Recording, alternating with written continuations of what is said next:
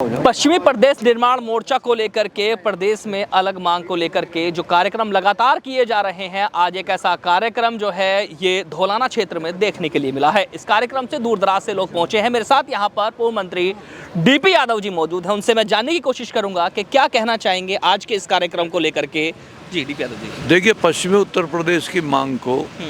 हमारे बहुत सारे अलग अलग मुख्तलिफ पार्टियों के लोगों ने, उनके प्रमुख नेताओं ने उठाया है और उनके बीच में मैं सिर्फ ये कहना चाहता हूँ कि वास्तविकता ये है कि अगर पश्चिमी उत्तर प्रदेश को एक अलग प्रदेश की शक्ल दे दी जाए तो ये प्रदेश में एक पूरे देश में एक अनोखा प्रदेश बनेगा, क्योंकि यहाँ गंगा जमनी तहजीब के साथ साथ यहाँ की ज़मीन, यहाँ के किसान, यहाँ के नौजवान, यहाँ के लोग हर तरीके से इस देश की राष्ट्रीयता, राष्ट्रभक्ति, देशभक्ति के साथ रहे हैं। जब भी ज़रूरत पड़ी है उन्होंने अपने अपने क्षेत्र में कीर्तिमान स्थापित किए हैं। आज पश्चिमी उत्तर प्रदेश को आगे बढ़ाने के नाम पर जो भेदभावपूर्ण रवैया उत्तर प्रदेश की सरकारें अब तक अपनाती रही हैं,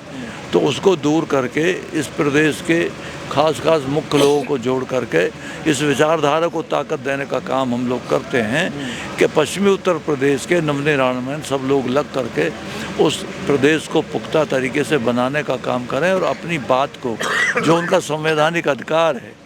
क्योंकि जहाँ जहाँ देश में छोटे प्रदेशों का निर्माण हुआ है वहाँ प्रदेश विकास की तेज़ गति से आगे बढ़े हैं, औद्योगिक विकास हुआ है, किसानों और मजदूरों में रोज़गार की व्यवस्था बनी है। तो हम भी ये चाहते हैं, पश्चिमी उत्तर प्रदेश के बाशिंदे होने के नाते हमको पूरे प्रदेश में किसी नए प्रदेश बनने का कोई एतराज़ नहीं है, लेकिन अपने पश्चिम उत्तर प्रदेश में सहारनपुर से लेकर और आगरा तक ये 27 ज़िलों का जो पश्चिमी उत्तर प्रदेश का सामंजस्य है, ये एक अच्छे प्रदेश के रूप में शक्ल ले सकता है और यहाँ की जन समस्याओं को ख़त्म किया जा सकता है, यहाँ की विकास की गति को तेज़ किया जा सकता है, यहाँ रोज़गार की व्यवस्था ज़्यादा की जा सकती है और यहाँ शिक्षा का प्रचार और प्रसार ज़्यादा किया जा सकता है। मंत्री जी, पहले भी जो है उत्तर प्रदेश के और राज्य बने हैं, जो उत्तराखंड है, झारखंड है, और यूँ देखा जाए कि जैसे हमारा पश्चिमी बेल्ट आती है, जैसे अभी आपने बात की है, गाज़ियाबाद है, नोएडा है, और ये गन्ना बेल्ट आती है, मुजफ्फरनगर, ये सहारनपुर, तो इसमें जो है यूँ कहा जाए, क्या कहना उचित रहेगा कि अगर पूरे प्रदेश को पालने का अगर काम कर रहा है तो ये हमारे जो क्षेत्र है यही कर रहा है? इसमें नहीं, रेवेन्यू के हिसाब से, राजस्व के हिसाब से कहा जा सकता है कि जितना राजस्व पश्चिमी उत्तर प्रदेश के जनपदों से पूरे प्रदेश में जाता है वो सर्वाधिक है और उसका लाभ यहाँ की जनता को उस रूप में नहीं मिल पाता है। चाहे वो कोर्ट कचहरी की बात हो और चाहे अधिकारियों की बात हो, आज भी इस बात को सार्वजनिक तौर से कहा जा सकता है कि शिक्षा के तौर पे भी पश्चिमी उत्तर प्रदेश की स्थिति हायर एजुकेशन में और अधिकारियों में नगण्य है, कम है, बहुत ही ज़्यादा, जबकि पूर्वी उत्तर प्रदेश और उत्तर प्रदेश के दूसरे हिस्सों में वो व्यवस्थाएं ज़्यादा अच्छे तरीके से प्रचलित हैं। या ये कह लीजिए कि पूरे उत्तर प्रदेश को आज तक जो सत्ता पक्ष का मौका दिया गया है, मिला है, वो ज़्यादातर वहाँ के पूर्वी उत्तर प्रदेश के लोग हैं। हमारा उससे भी कोई मतभेद नहीं है, लेकिन हम ये चाहते हैं कि पश्चिमी उत्तर प्रदेश के रूप में जो प्रदेश विकसित हो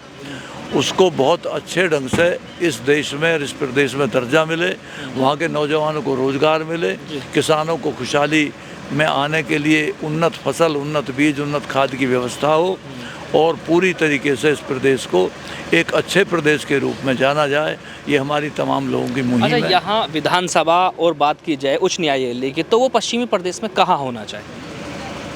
देखिए, ये तो एक जनमत के आधार पर तय होने वाली बात है, खाली मेरे अकेले की राय से या और लोगों की राय का मसला नहीं है। यहाँ की जनता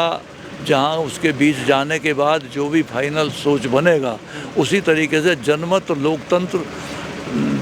संख्या बल के ऊपर आधारित होकर के चलता है और संविधान की भी यही ज़रूरत है। तो जहाँ की जनता इकट्ठा होकर के जो अपने बीच के मत रखेगी, उसी पर निर्णय लेने का काम ये कमेटी करेगी। आगे की रणनीति क्या है इसकी? आगे की रणनीति, आने वाले 27 के चुनाव हैं, उस चुनाव में पश्चिमी उत्तर प्रदेश के लोगों को ये साबित करना पड़ेगा कि वास्तव में हम इस मांग के साथ मजबूती से खड़े हैं। हमारी मांग हमारे अपने बीच में काम करने के तौर तरीक़ों की है, यहाँ की उन्नत खेती की है, उन्नत शिक्षा की है और यहाँ के रोज़गार व्यवस्था करने की है। जैसा कि आप देख रहे हैं मेरे साथ डीपी यादव मंत्री जी ने जो पश्चिमी प्रदेश को लेकर के जो बात की है वो कहीं ना कहीं सत्य है, और इसी को लेकर के अगर सभी मिलकर के इस आवाज़ को एकजुट होकर उठाते हैं और पश्चिमी प्रदेश अलग होता है तो हमारा क्षेत्र लगातार विकसित की ओर बढ़ेगा। बने रहिए मेरे साथ, मैं चौधरी अफसर, दिखाते रहेंगे ऐसी ज़मीनी हम सत्ता के साथ हापुड़।